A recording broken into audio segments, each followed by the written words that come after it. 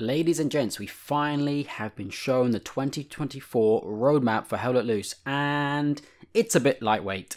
There are some obvious omissions. The Polish and Finnish forces, for example, which were promised in the ambitious 2023 roadmap, are notably absent from this year's plans. That bums me out. I was really looking forward to their addition to the game, but I'll discuss more of the missing elements later in this video. To be frank, a lot of the stuff we can see on the 2024 roadmap are things that have been previously announced. There isn't much that is completely new and something that I'm super excited about. But let's run through each element and I'll give you my thoughts on them. First on the list is the introduction of the new Skirmish game mode. Viewers of my channel will have seen my gameplay from various public tests of the game mode which have happened in recent weeks. I'll include a link to those in the video description, but my overall thoughts on that game mode are that while it is an interesting idea, it's basically a shorter, smaller, more slimline version of Hell Let Loose, a kind of Hell Let Loose light if you like. And as I said, this shorter game mode is shorter than the normal full-length warfare and offensive game modes. It still has 50v50 players, but you're fighting over a single objective on a smaller version of the map, and there are only one medium tank available for each side and one recon squad per team. Personally, I fell in love with Hell Let Loose for its full-scale maps and mix of intense infantry and tank battles. Having a Hell Let Loose light experience isn't something I'm particularly interested in. But I get why the devs are introducing this game mode. Not everybody has time for a full-length match, so I guess having a shorter, simpler game mode will allow players to get their Hell Let Loose fix in a quicker format when they can't play the normal game modes. However, I don't see myself playing Skirmish all that much. I much prefer Hell Let Loose in its full-scale glory, but that's just me. Next up is the previously announced Morne map, which is coming this year. Again, you can watch some of my gameplay videos from the public tests of Morne here. It is a good looking map, which I think has a lot of potential. This is the first map built entirely by Team 17 rather than inherited from Black Matter, the original developers. But my main criticism of the map that I've played so far is that that version in the PTE had a lot of buildings in the urban areas of the map where there are key objectives that you simply could not enter. This was very disappointing because it always feels unnecessarily restrictive to me to have tons of buildings that just serve as areas to block line of sight rather than structures that you can occupy and fight over or use as cover from inside the buildings. So I'm glad to see that Team 17 have recognized this from the feedback they've received, and they're actually changing Morne before it comes out. They're adding more buildings that you can enter and fight over, but this won't include the small chapel and large church which feature in two of the major strong points on the map. The devs have said that they might revisit these buildings in the future after the map is released, but I thought we were done with releasing unfinished content to go back and fix later. This is what happened with the British update last year, which went down like a lead balloon. Players don't want half-assed maps and half-baked new forces being added to the game. Now, Morne isn't a total mess. I quite enjoyed playing on the map actually, but I think if you were to hold it back for a month or two so you could finish making the buildings accessible, I think that would be a better option than releasing something which you are already admitting isn't quite finished. Call me crazy, but that seems like a silly way to develop a game. That being said, I think Morne will be a fun map, especially once it's fully completed. Next up we have updates to the practice range. Now, as a long-time player of Hell Let Loose, the practice range isn't that useful for me. I kind of know the game in and out, but this kind of content will hopefully be helpful for new players who need to get to grips with how the game works. So I'm happy to see more work being done to improve the onboarding experience for these new recruits. Next up is the much needed and long requested improvement for console players. Team 17 have put including a console server browser for Hell Let Loose in this roadmap. This will be a huge addition and improvement for the console experience, so I'm hopeful that this gets added for all you console players out there. I know you've been asking for this for a long time. Next, we're looking at adding changeable weather conditions and map variations. This strikes me as a nice to have feature which could certainly have interesting impacts on gameplay. It would be cool, for example, if dynamic weather introduced things like snowstorms, which dramatically reduce visibility on the winter maps, or a sandstorm on a map like El Alamein. It will be curious to see how these dynamic weather effects will impact performance on these maps, but it's the other element of this which is more interesting for me, the map variations. Night map variants really aren't that popular if you ask me.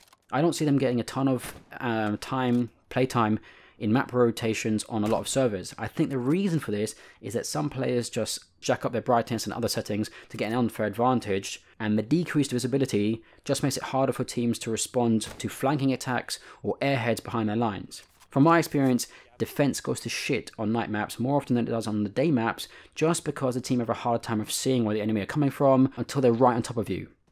It is therefore harder to coordinate your forces, which, as we all know, is hard enough on the normal day maps on public servers. What I'm more interested in would be whether variations of certain maps, for example the Battle of Stalingrad, should have a winter version. Maybe not an identical Stalingrad map to one we have now, just with a winter reskin. Perhaps a different area of the city, blanketed with some snow and ice. This would be quite immersive and fun to play, and better than just doing the existing version of Stalingrad with some snow thrown on top of it. Next up, they mentioned the new, historically accurate British tanks coming to El Alamein and Dreal. But this should have really been included with the Brits when they first were introduced.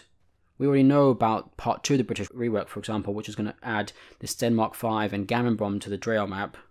Really, the British tanks and the rework should be listed as one thing on the roadmap: fixing the Brits. After all, they were introduced as a complete mess when they were first added to the game. Another thing on their roadmap is fixing up and refreshing existing maps.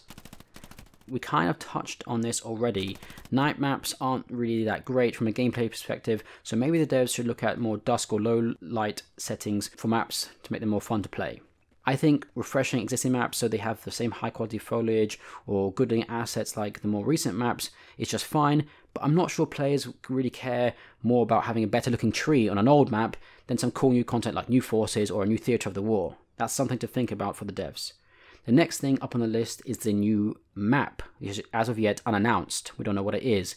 Now, taking what we already have said about how it would be cool to have some winter variants of maps, and the fact that they're updating the winter uniforms, which is also on the roadmap, I'm going to hazard a guess this could be a new snow map of some kind.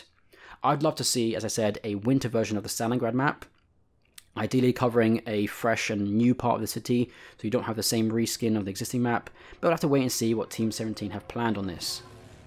Now, when the devs showed off some of their winter uniform refreshers in a previous developer briefing, they showed off an American winter coat, so maybe it'll be another American vs German winter map. I'd hazard a guess at something similar to Foy. Finally, they mentioned more paid and free cosmetic DLCs coming to the game. Now, we already know the British and Polish paratroopers cosmetics, which were showcased in the last PTE, will be among the new cosmetics coming to the game. But they also previously mentioned the 101st Airborne DLC, which we haven't seen yet, so stuff like that is probably coming down the line. That is it for the 2024 roadmap, as you can see so far. Now, Team 17 did highlight that this list is not exhaustive, so other stuff will possibly coming, but we have to discuss some glaring omissions when we compare this roadmap to last year's ambitious plans. There is no mention of adding new forces to the game. Last year's roadmap promised Polish and Finnish forces as well as the British, and part of their plans actually included adding content from every year of World War II, starting in 1939 with the invasion of Poland and the Winter War between the Soviets and Finland. The fact that it's not been included in the 2024 plans at all is hugely disappointing for me, at least. I was really looking forward to playing as both the Poles and the Finns. I remember the excitement I had when they were first announced back in 2023.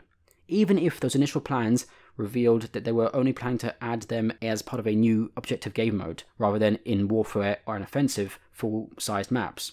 Which, by the way, isn't on the 24 roadmap either, and hasn't been included in any of the PTEs. They only included Skirmish game mode so far. So has objective game mode been scrapped or delayed? We don't know yet. I did reach out to Team 17 about the Polish and Finnish forces and the objective game mode, but I haven't heard anything at the time of making this reaction video to the release of the roadmap. Some of the other things missing from the 2024 roadmap that were in last year's roadmap are things like the new clan system, Steam Deck version of Hell Let Loose, and a few other bits and bobs. In conclusion, what we have is really a stripped back, much more grounded, much more probably realistic roadmap for the game. There's a lot less bells and whistles to get excited about, and clearly Team 17 don't want to overpromise anything this year after the trouble they had with the jam-packed roadmap from last year, which sadly appears to have been largely thrown out. There is also no mention of some of the potentially really exciting things which fans of Hell Let Loose have been asking for, like deployable mortars to help fix their boring recon artillery camping meta, any new forces or new theatres, for example the Japanese and the Pacific Theatre, which I know a lot of players have asked about. So that's what we have, boys and girls. Let me know in the comments what you guys think of Team 17's 2024 roadmap. What are you most excited about, and what do you wish they had included in their plans? Let me know in the comments below.